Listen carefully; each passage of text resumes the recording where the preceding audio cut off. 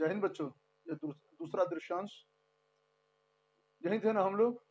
और मैं बार बार बोलता हूँ, साथ निभाना है, छोड़ना नहीं है।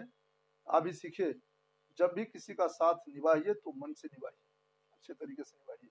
वह अलंकार, अब देखिए, अब यहाँ क्या है, शब्द अलंकार। तो वह अलंकार जो शब्दों के माध्यम से सौंदर्य उत्पन्न करे, शब्दालंकार के बारे में है। वह अलंकार जो शब्दों के माध्यम से सौंदर्य उत्पन्न। अच्छा, यहाँ देखिए, विराम चिन्हों का प्रयोग देखते रहिएगा, देख रहे हैं वहाँ वह अलंकार, उसका टूटता है, जो उपवाक्य हो गया, दूसरा वाक्य शुरू होगा तो यहाँ जो है विस्मयादिबोधक का चिन्ह है, ये अर्धविराम है। फिर उत्पन्न करे जैसे, जहाँ जोड़ होगा, बताऊंगा आपको, 10वीं कक्षा में आइए, उसके बाद बताऊंगा उपवाक्य क्या होते हैं, वाक्य क्या होते हैं, वगैरह वगैरह। तो जब, लेकिन विराम चिन्हों पर गौर कीजिए कैसे लिखा गया है। आजकल विराम चिन्हों का ही प्रयोग बहुत कम होने लगा है, लोग करते नहीं है, भूलते जा रहे हैं। और इसीलिए जब कोई सही विराम चिन्ह का प्रयोग करने वाला मिलता है तो भ्रम होने लगता है कि ये क्या है, क्योंकि अभी तक तो सही रूप आया नहीं था सामने।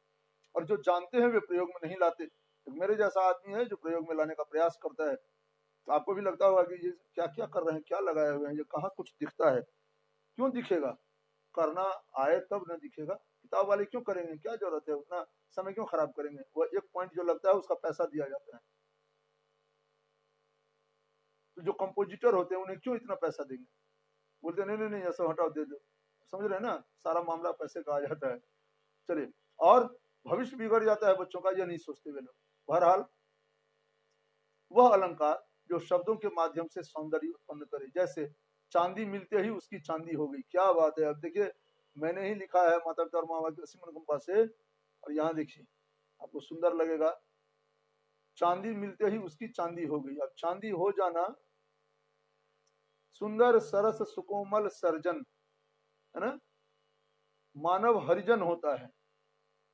यहाँ देखिए, यह है शब्द अलंकार का चमत्कार। और आपको सुनने में भी भले ही आप अर्थ न समझें, क्या है, चांदी मिलते ही उसकी चांदी हो गई। अब यहाँ जो पहली बार चांदी आया है, ये यमक अलंकार है, बाद में बताऊंगा इसके बारे में, शब्द अलंकार का रूप है। चांदी मिलते ही चांदी हो गई। मान लीजिए किसी को रास्ते में पड़ी हुई चांदी मिली कहीं से, या कहीं कोई बड़ा खजाना मिल गया, उसमें चांदी थी। चांदी का मतलब एक धातु, और मिलते ही उसकी चांदी हो गई। बोलते हैं ना, चांदी हो जाना मुहावरा है, यानी धनवान हो जाना। चांदी हो जाना, धनवान हो जाना। चांदी हो जाना, क्या हो जाना, चांदी हो जाना, धनवान हो जाना। जी,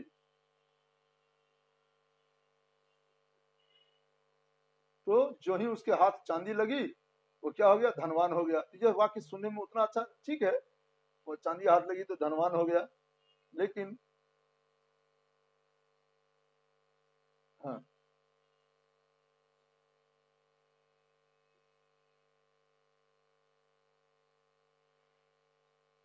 जैसे चांदी मिलते ही उसकी चांदी हो गई। अब यहाँ चांदी चांदी दो बार है, तो पहली चांदी जो है उसका मतलब है धातु यानी संपत्ति, और दूसरी जो चांदी है उसका मतलब हो गया चांदी हो गई, यानी खुशियां आ गई, संपत्तिशाली हो गया, धनवान हो गया। चांदी धातु के मिलते ही, कीमती धातु के मिलते ही उसकी चांदी चांदी हो गई। ठीक, यह है। ये सुनने में अच्छा लगा आपको। अब आगे बढ़िए, शब्द अलंकार के उदाहरण है, सुंदर सरस सुकोमल सर्जन। इसमें क्या नवीन बात है, बोलिए तो जरा। सुंदर सरस सुकोमल सर्जन, इसमें क्या नई बात है, क्या है, बोलिए बोलिए बोलिए। अच्छा, मैं बोल रहा हूँ, मैं आपकी परेशानी समझ रहा हूँ, वीडियो में आप कैसे बोलेंगे, है ना। मैं आपकी परेशानी हल कर देता हूँ बच्चों। सुंदर, इसमें स है, दंत स। सरस, दो दो दंत स है, एक इधर है जिसमें र है, फिर उधर है। सुकोमल, वहां भी दंत स है। सर्जन, दंत स है। ठीक है, सुंदर सरस सुकोमल सर्जन। सर्जन का मतलब होता है, सर्जन मतलब वो चीरफाड़ करने वाला, डॉक्टर नहीं। सर्जन का मतलब होता है उत्पन्न करना, बनाना, जन्म देना, है ना, सर्जनात्मकता है। लोग, कई लोग इसे सृजन भी बोलते हैं। सृजन, सृजन मूल शब्द नहीं, जब मूल शब्द सर्जन है, जिससे सृजन निकला है। ठीक, तो माना, अच्छा, तो यहाँ है, यहाँ सब में आप दंत स दंत स दंत स दंत स देख रहे हैं, अच्छा लग रहा है ना। सुने, सुंदर सरस सुकोमल सर्जन, सब में स स स स स, एक अनोखा सौंदर्य है ना, अच्छा लग रहा है ना।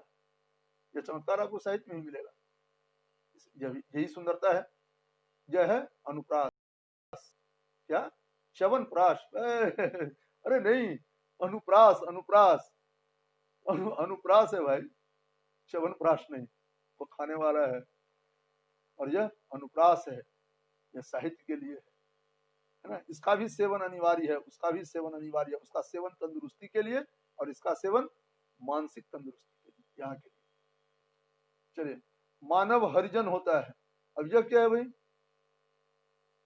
हरिजन, गांधी जी ने एक शब्द चलाया, हरिजन। देखिए, ईश्वर कहाँ रहता है? तो ईश्वर जो कमजोर है, जो दबा कुचला है, जो असहाय है, दीन है, हीन है, वहां ईश्वर होता है। ठीक है, वहां ईश्वर होता है। तो उन्होंने कहा कि जो हमारे गरीब गुरबे भाई हैं, दबे कुचले हुए भाई हैं, हाँ, वे ईश्वर के जन हैं, यानी ईश्वर के भक्त हैं। जन यानी व्यक्ति, ईश्वर के भक्त हैं। जबकि आप देखिए, तो अमीर हो या गरीब हो या कोई भी हो, अंधा हो, लूला हो, काना हो, लंगड़ा हो, या कामदेव जैसा भगवान विष्णु जैसा, या भगवान कामदेव जैसा भगवान विष्णु जैसा, या भगवान भोला भंडारी जैसा, या भगवान भोला भंडारी जैसा, जो बोलिए, उनके समान जो है सो सुंदर हो, बढ़िया हो, तो भी तो वह भगवान का ही पैदा किया हुआ है। और जो गया गुजरा है वो भी भगवान का ही पैदा हुआ है, किया हुआ है। सब तो हरिजन है। यहाँ दो अर्थ निकल गए। हरिजन का एक अर्थ हो गया गांधी जी की तरह कि जो दबे सहमे कुचले लोग हैं, क्योंकि उन्हीं में ईश्वर का निवास होता है, घमंडियों में नहीं होता। चूंकि अमीरों में, सभी अमीरों की बातें नहीं करता, लेकिन बहुत ऐसे होते हैं जो पैसा आते ही बस घमंड में फूल जाते हैं, तो वहां ईश्वर नहीं होता। जो गरीबों को कुछ नहीं बदते, सोते हुए लोगों पर कार चढ़ा देते हैं या कुछ भी करते हैं, मैं क्या बताऊं अभी। तो ऐसे लोग जो होते हैं उनमें ईश्वर का निवास नहीं होता। वे दरिंदे होते हैं, जिन्हें मानवता की समझ नहीं होती, मानवता का महत्व जो नहीं जानते। और जो दबे कुचले समय है, वे ही कष्ट सहकर जीवन जीते हैं, तो कहते हैं ईश्वर वहां निवास करता है। तो एक तो इस अर्थ में, और दूसरा हरिजन, हम सभी तो हरिजन हैं। हरि यानी ईश्वर, और उनके भक्त हैं हम लोग भी तो हैं, है कि नहीं है? तो समस्त धरती जो है वही तो हरिजन है। दोनों अर्थ हो गए, श्लेष अलंकार। ठीक, चलिए आगे बढ़ा जाए। ये देखिए क्या बूंदियां छन रही हैं, ये आया भैया।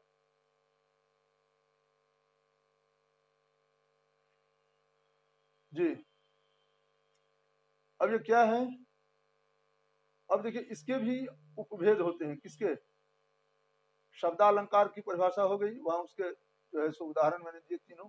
और जो जो उदाहरण है सो यहाँ है, देखिए इसके कौन कौन होते हैं? तीन। एक है अनुप्रास, दूसरा है यमक, और तीसरा है श्लेष। अनुप्रास पहले आता है, आप बीच में यमक को भी, आप यमक के बदले श्लेष बोल दीजिए, क्रम की कोई जरूरत नहीं होती, जो मन में आए वो बोल दीजिए, लेकिन पहले अनुप्रास होगा। पहले अनुप्रास, उसके बाद यमक या श्लेष, और जो अंत में बचेगा, यमक बचेगा तो यमक, या श्लेष बचेगा तो श्लेष। ठीक है, तो अनुप्रास क्या है? अनु जोड़ प्र जोड़ अस से अनुप्रास होता है, अनुप्रास बनता है, जिसका अर्थ होता है एक ही वर्ण का बार बार आना। अनु यानी पीछे, प्र यानी प्रखर, अस यानी होना, धातु है संस्कृत का, है ना। तो एक ही वर्ण का बार बार आना, एक ही वर्ण का बार बार आना। जैसे सुंदर, सरस, सुकोमल, सर्जन। अभी देखिए वही उदाहरण दिया ताकि आप समझ सकें आराम से। सुंदर में दंत स है, सरस में दंत स, और यहाँ दंत स है, सुकोमल में दंत स है, और सर्जन में दंत स है। एक ही वर्ण बार बार आ रहा है, आ रहा है ना। ये क्या है? ये अनुप्रास है। इसके भी बहुत रूप होते हैं। ये तो उपभेद है, और उपभेद के जो भेद होते हैं उन्हें अनुभेद बोलते हैं। हालांकि आपको वो पढ़ना नहीं है, हम लोगों ने पढ़ा है, हम लोगों को तो और भी आगे पढ़ाया गया। इसको हम बोलेंगे वृत्त्यानुप्रास। वृत्ति का मतलब होता है स्वभाव। इसका स्वभाव है कि पहले पहले रूप में ही आए, शब्द के पहले अक्षर के रूप में आए। सुंदर, सरस, सुकोमल, सर्जन, स स स स स यहाँ आए। ठीक है, क्या हो गया? सुंदर, सरस, सुकोमल, सर्जन। समझ रहे हैं ना? वृत्त्यानुप्रास है। लाटानुप्रास होता है, छेकानुप्रास होता है, सारे हैं। लेकिन आप घबराइए मत, आपको मैं उन गहराइयों में नहीं ले जाऊंगा। लाटानुप्रास, छेकानुप्रास या वृत्त्यानुप्रास, और एक और होता है अंत्यानुप्रास, अंत वाले जो अक्षर होते हैं। जैसे मान लीजिए सरस, परस, अरस। तो अब सरस में 100 में शुरू में भी है और अंत में भी है। सरस, परस, अंत में है और अरस अंत में है। तो सरस, परस, अरस मान लीजिए, अपरस है ना, सबरस, रामरस और आमरस मान लीजिए, बोल दीजिए आमरस रामरस या रामरस आमरस, जो बोलिए। तो अब सब के सब अंत में है, यह हो गया अंत्यानुप्रास, अंत में जो अनुप्रास होता है यह हो गया। चलिए 10 मिनट हो गए, और चूंकि वीडियो लंबा नहीं करना है, तीसरे वीडियो में हम लोग मिलते हैं।